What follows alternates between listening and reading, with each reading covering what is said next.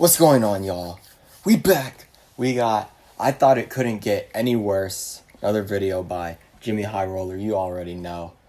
And yeah, man, let's check it out. Carried by the Bulls. Kobe overrated.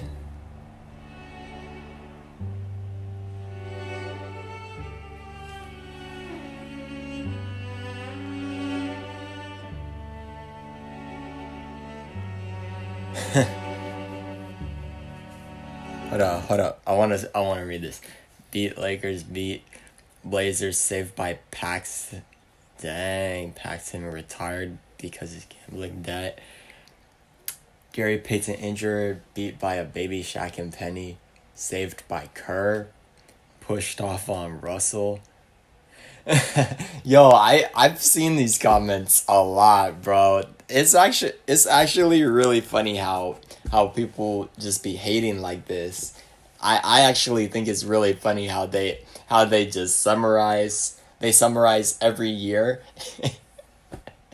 They summarize every year in like 8 words at most, bro. I think that's hilarious. I've seen those comments several times, bro. I think it's hilarious. It's so funny, bro.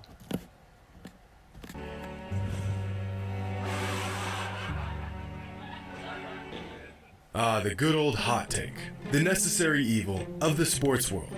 Through the good ones, the bad ones, and the downright atrocious ones. We once again find ourselves racking our brains, trying to figure out how some people come up with this nonsense. But today, I've done the brain racking for you, and found some of the hottest NBA takes on the internet. So, buckle up. This may be a bumpy ride. Oh boy. Today's video is brought to you by Thank you. DraftKings. Brothers, it's that time of year. Thank the NFL is back, and if seeing you. grown men absolutely obliterate each other for 3 hours. Thank you. NFL is back. I have been watching some NFL. Wager. That's promo code Jimmy High Roller only at DraftKings. Very Sportsbook. entertaining. Not gonna lie. With the I don't NBA really have a offseason team though. creeping I don't really along, have an I did my NFL team. But drop in the reluctant comments but section mandatory scrub who your through favorite NBA social NFL media team and is. search for a new batch of hot takes. And to no surprise, what I found was downright appalling. Now, I'm no expert or anything, and I've definitely had my fair share of bad takes, but some of y'all should seriously have your accounts deactivated for the absolute tomfoolery y'all are posting on these pages. And Y'all after gotta, sifting through yeah. hundreds of takes, here's some of the best Y'all and need worst your. that I came Some of across. you guys need Now, your this accounts first back. take is from a fan who says Something. that you need to be athletic to play in the NBA, and I cannot agree more with this take. Now, some of you are probably thinking, of course you have to be athletic to be a professional athlete, Einstein, but people will often use players like Stephen Curry, Luka Doncic, Duncan Robinson, and Kyle Anderson to prove the point that skill and size alone can earn you a spot in the NBA. And I think the key here is relativity. Sure, relative to other NBA players, these guys are not very athletic. But that's because their peers are some of the best athletes in the world. Compared Yeah. to normal people, even the most unathletic NBA players are amazing athletes. For example, the average man has a vertical leap of about 17 inches. Duncan Robinson, the three-point specialist who doesn't dare take a step inside the paint, has a 33-inch max vert. That's Dang. double the average Joe. Luka Doncic, the guy who kills defenses with his craftiness, not his athleticism, has a 38-inch max vert. And Stephen Curry, the poster child Dang, for what bro. you can accomplish in sports without being an incredible athlete, has a 36-inch vertical leap. Even the most seemingly unathletic NBA players are still top-tier athletes. How about that, yo? It's just that when they're surrounded by giant superhumans, they tend to look a bit ordinary. But the other aspect of this that no one really talks about is that athleticism goes far beyond jumping high and running fast. Hand-eye coordination, spatial awareness, agility, these are all crucial elements of being a great athlete. For example, take Trae Young. Doesn't really fit the bill for a typical super athlete in terms of explosiveness, but his dexterity, coordination, stamina, mobility, and many other components of his game make him tremendously athletic. So, Yeah. yes, you do in fact need to be a good athlete to play in the NBA. And even the most mundane players in the league are super athletes relative to the rest of us. Now, this next take actually comes from an NBA player. And as crazy as it sounds, it's actually not too far from the truth. Last season, Karl Anthony Towns came out and said that he is the greatest big man shooter of all time. Fact. And immediately, fans were not happy about this. I mean, with big men like Dirk Nowitzki, Peja Stojakovic, and DeMarcus Cousins, Cat still has a lot of work to do to earn the title of greatest shooting big man ever. Right? Let's look at the numbers. Here's a chart of some of the most prolific big man shooters in NBA history. And amongst some of the greatest big man shooters the game has ever seen, it appears that Al Horford, Chris Bosh, and Dirk Nowitzki are the best of the best. And then there's Matt Bonner. I forgot about Matt Bonner. Karl Anthony Towns falls right here. So he's certainly one of the best big man shooters, but he's not number one. But this graph only covers mid-range shots. What about three-pointers? Well, that chart would look like this. And aside from Davis Bertans, who gets paid $16 million a year to literally stand on the three-point line for 20 minutes a game, the best big men three-point shooters of all time include Ryan Anderson, Peja Stojakovic, and Matt Bonner. Karl Anthony Towns is right here. One of the best all time, but not the best. Now this fan, like many others I've seen, says that Kyrie Irving is better than Stephen Curry at virtually every aspect of basketball other than shooting. Therefore, he's a better player than Steph is. First of all, no. Second, stop it. This logic seems to make sense. If player A is better at most things compared to player B, then player A, by default, must be the better player. But these side-by-side comparisons not necessarily almost lack one thing: context. For example, take these two players. Player A is better at nearly everything compared to player B. Passing, playmaking, rebounding, defending, finishing. Player A can do it all. So, according to the logic Kyrie, a better passer than Steph? we must assume Better player A playmaker? is much better than player B. Except Playmaking, player I feel like's A is Ben debatable. Simmons. Oh, Player Benjamin B Simmons? is first-team All-NBA Devin Booker. Oh. Similar to the Kyrie versus Steph comparison, Never mind, using he's talking about extremely two general different people, categories y'all. to assess players with zero context is a recipe for disaster. Basketball has a lot of nuance. It's dependent on situations, circumstances, and systems, all of which give context to a player's impact and ability. As incredible as Kyrie's handles are, they aren't nearly as impactful as Steph's ability to space the floor with his shooting. In fact, if history tells us anything, it's that being extremely good at a few things can often be far more valuable than being good at everything. If you took away everything from Steph's game, aside from just his shooting ability and high basketball IQ, he would still be a Hall of Fame talent. But if you took away Ben Simmons' passing ability, he'd be a 6'10" Patrick Beverley. These two aspects of the game hold different values to different players. So to compare them Way to side by roast side like they Benjamin are Simmons, equivalents doesn't accurately determine anything. At most, these kinds of comparisons might help you decide who's the better all-around player, but if being good, not great, at most things on the court determine who is the best player, then Draymond Green would be a 4-time Finals MVP right now. But he's not.